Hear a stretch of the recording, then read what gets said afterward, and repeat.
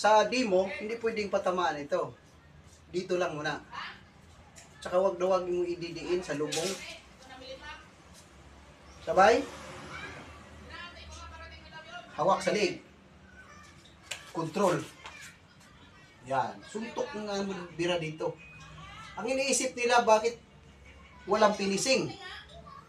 Nandito yung paano kukunin yung kutsilyo. Pero ito binira ko na ng suntok. Ito siya, hindi ko siya pag-agaw kutsilyo, hindi ko siya sakin.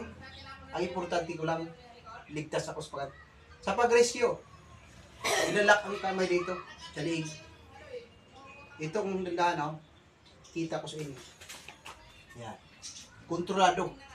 Itong kamay, hindi naman pwedeng gaganon yan dito. Dahil napakasakit pag ipinagsama ko ito rito. Nasabi ng kutsilyo. Okay, pakita ko ulit.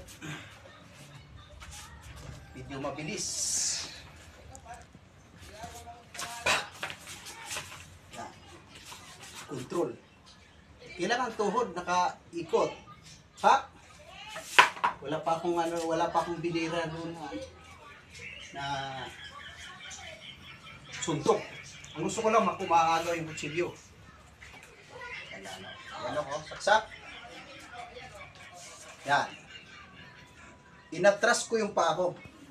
Kumbaga na iniba ko yung technique. Baka isipin ng nanonood sa video nito, baka ako matatamaan nitong kutsilyo nito.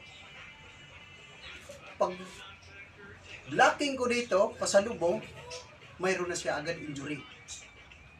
Ito ang gagawin ko sa kanya. Vale. Bakit hindi ko kinuha yung kutsilyo? Mira. Itik, ha? Yan. Kontrolado.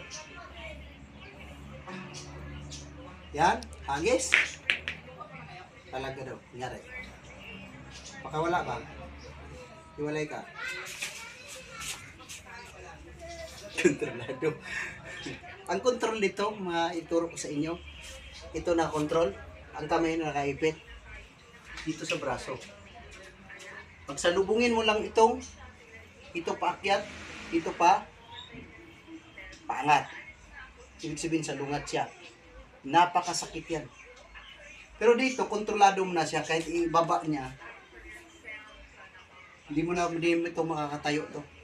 I-try mo nga. Yo. Ay! Pilitin mo. Laki na yan. Walang pangga. Ito, bakante pa yung kamay ko. Yan. Napakasimple lang. Kung gusto nyo matutunan itong ganitong paraan, pakaisipin nyo, ito'y nag-acting lang. Pilitin mo nga.